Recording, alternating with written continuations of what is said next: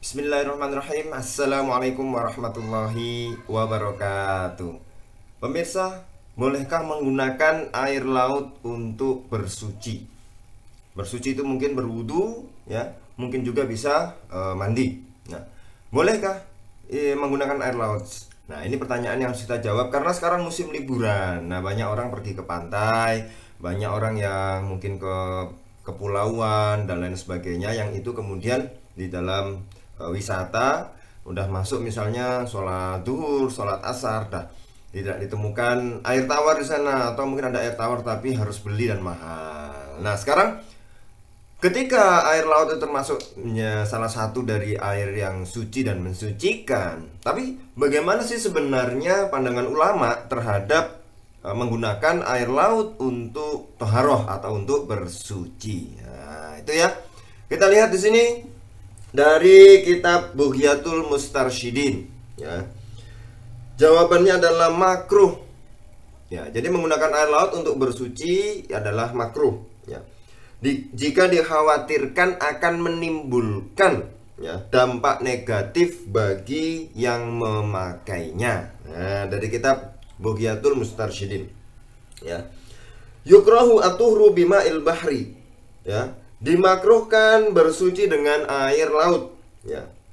Lil bariyyi, bagi orang yang hidup di darat, ya, bagi orang yang tinggal di darat. Nah, ini tinggal di darat kemudian mungkin mancing tengah laut, atau kemudian berwisata di pantai, atau ya ke pulau, misalnya kepulauan, kita berwisata di pulau-pulau, kan banyak Indonesia di pulau-pulau, ya. Yang itu kemudian sudah masuk waktu sholat, ya. Jika khawatir berdampak buruk pada matanya, ya, in khasyiya minhu dararan ala nahwi ainaihi. Jadi kalau ada bahaya mudarat bagi misalnya kedua matanya, ya.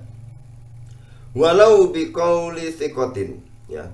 Meskipun hanya ada informasi satu orang adil. Artinya kalau kamu pakai ada informasi bahwa kalau kamu berwudu nanti matanya bisa merah, maka dimakruhkan, atau bisa membuat sakit mata, maka dimakruhkan untuk bersuci, ya, menggunakan air laut. Walaupun informasi itu hanya dari satu orang, yang orang itu terpercaya atau adil, atau dari ahlinya, ya, dari ahlinya.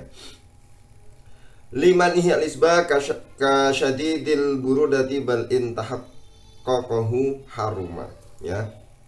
Jadi ini adalah meskipun bisa dibilang bersuci, tapi nanti makruh, ya.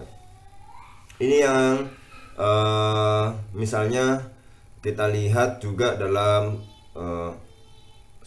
konteks sehari-hari, bahwa berwudu atau bersuci, ya, menggunakan air tawar. Jika ada air laut dan air tawar, maka lebih diutamakan air tawar, karena ada beberapa misalnya bakteri atau hewan-hewan laut yang kalau misalnya kita berwudu itu kena mata misalnya, atau bisa selain mata juga bisa, ya, misalnya telinga atau kulit, yang itu bisa membuat gatal-gatal, maka dimakruhkan untuk berwudu dengan air laut. Maka tetap bagi yang liburan, sekarang musim liburan nih, yang berjalan-jalan di sekitar laut, ya, maka Anda bisa planning nih, Anda bisa rencanakan nanti misalnya zuhur itu sampainya di mana, maka lebih baik di planning, ya, bahwa nanti zuhur kita sholat di sini karena tersedia air tawar.